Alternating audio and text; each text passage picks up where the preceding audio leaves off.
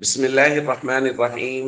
عن أبي هريرة رضي الله تعالى عنه قال قال رسول الله صلى الله تعالى عليه وسلم إن أحدكم إذا قام يصلي جاء الشيطان فلبس عليه حتى لا يدري كم صلى.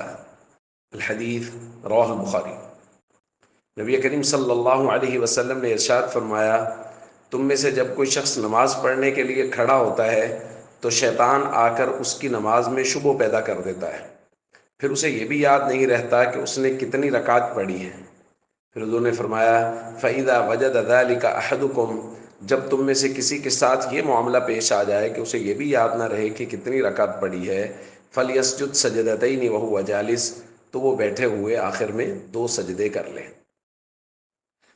دوستو، شیطان انسان کا سب سے بڑا دشمن ہے، اور قرآن کریم میں اس بات کو جہاں بیان کیا گیا ہے، ساتھ میں اس بات کی تاکید کی گئی ہے کہ اس کو اپنا دشمن سمجھو۔ ان الشیطان لکم عدو فاتخذوہ عدوا، وہ تمہارا دشمن ہے اور اس کو اپنا دشمن سمجھو۔ تو نماز چونکہ اللہ کے قرب کا ذریعہ ہے، جب بندہ نماز میں کھڑا ہوتا ہے تو شیطان کی سب سے زیادہ کوشش ہوتی ہے، پہلے تو وہ اس بات کی کوشش کر رہا ہے کہ بندے کو نماز کے ہی قریب نہ آنے دے، یہ بندہ اللہ کے قرب کو حاصل ہی نہ کر سکے۔ لیکن جب نماز میں کھڑا ہو جاتا ہے تو اب اس کی یہ کوشش ہوتی ہے کہ اب یہ نماز میں کھڑا ہے تو اس کو کسی طریقے سے بہکا دوں، اس کو نماز کی طرف متوجہ نہ ہونے دوں۔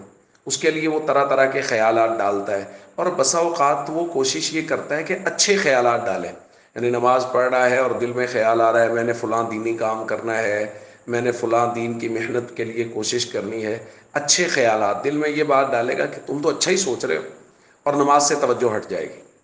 اس لیے اس بات کا خاص خیال کرنا چاہیے کہ جب بھی نماز کے لیے کھڑے ہوں تو ہر طرح کی سوچ سے ذہن کو خالی کرنے کی کوشش کریں اور اللہ ہی کی طرف متوجہ رہیں، مکمل نماز کی طرف متوجہ رہیں، کسی بھی اور طرح کا خیال اس کو اپنے دل میں جگہ نہ دیں۔